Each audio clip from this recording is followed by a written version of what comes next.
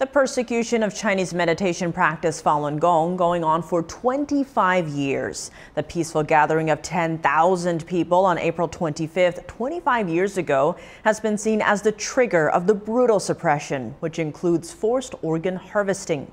But the reason might be coming from somewhere else. We sat down with Ethan Gutmann, an author and Nobel Peace Prize nominee, for his take.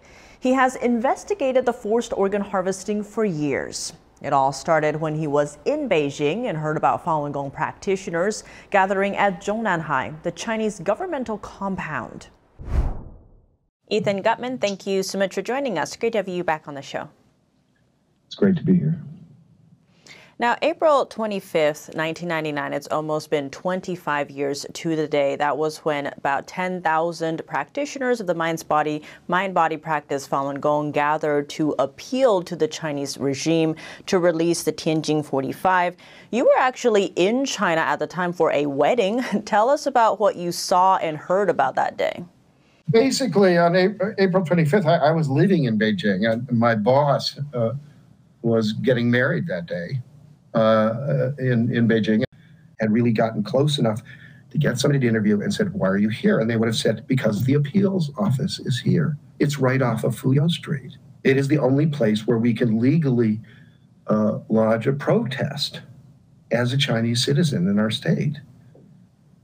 And a lot of us wanted to make our feelings heard. We wanted to have our voices heard on this, because a lot of practitioners had just been arrested at Shenzhen University.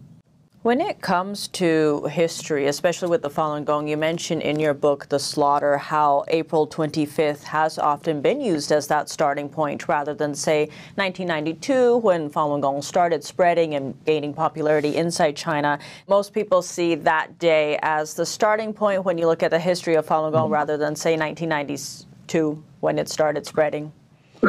That's a laziness on the part of the journalism. In the case of Falun Gong, it's incredibly important to go back to 1992. You have to see the roots of Falun Gong within Buddhist tradition. I said this is a Buddhist revival movement.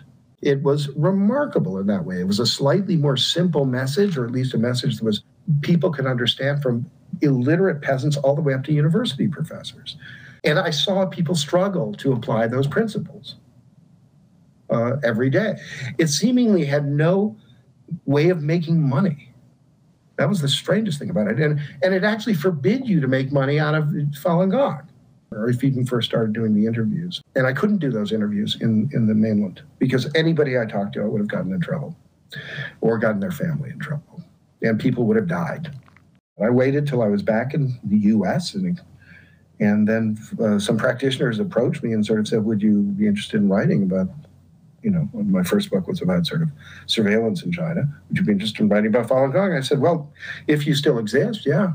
A Buddhist revival movement, to me, is something any society should be robust enough to survive. I would think. I mean, that's, I don't see that as this massive threat. So there was something else going on. And part of that, what I felt, was that the values that Falun Gong was espousing were actually quite against the sort of new China that was being presented by the Chinese Communist Party, which demands that one lies. In fact, the truth is supposed to be completely elastic and bendable and so forth.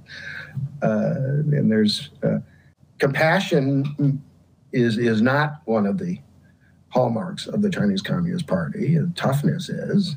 So you think they'd go for the forbearance part, but they didn't like that either, because they said, "Oh, well, that means putting up with other people's crap."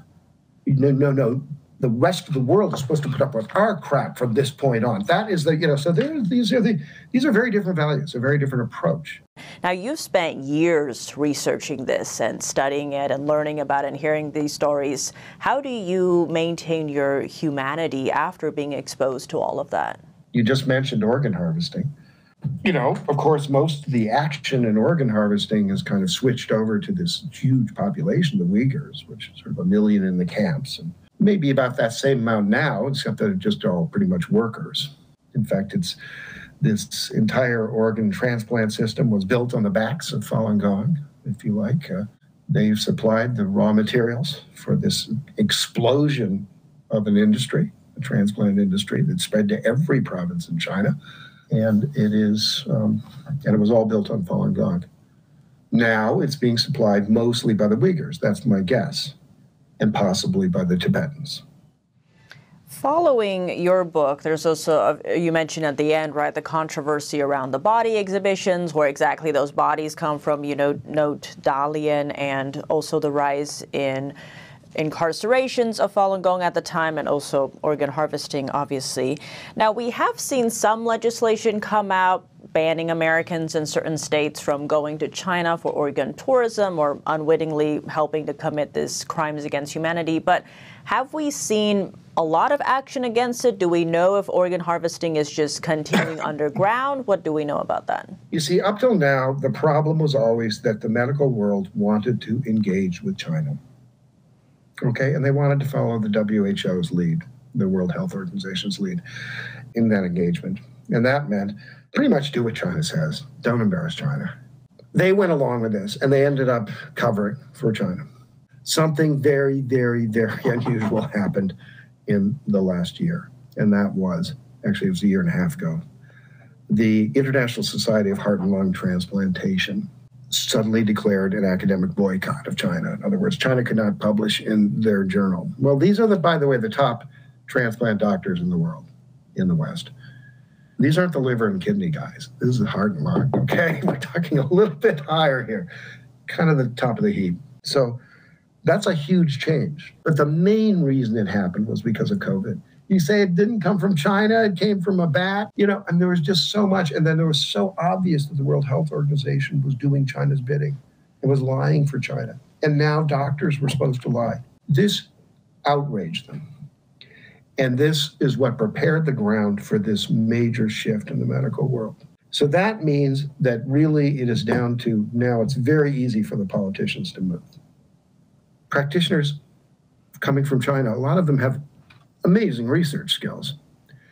And they have patience and tenacity that I've never seen before. So they did this one of the things they did was this kind of superhuman effort to actually tabulate all the hospitals in China and what they were really saying about their own transplants, which disagreed with the number that was being given by the Central Committee or by the sort of official numbers. And of course, they were completely different. They were basically, when you added up their numbers, the stuff that the hospitals were saying was nearly 60,000 or more. And at the same time, the figures that China was claiming was 10,000 transplants per year. That was a Falun Gong achievement. I mean, I think me and David Kilgore and David Matus helped with that. We were kind of oversaw some of that investigation. But it was really, we couldn't have done that. I mean, this was all Chinese source material. This was stuff dug out of people's dissertations. It was dug out of Nurses Weekly. It was dug out of just all kinds of just little glimpses. That was an incredible achievement. And I believe that no other group could have done that. No other group has accomplished anything like that.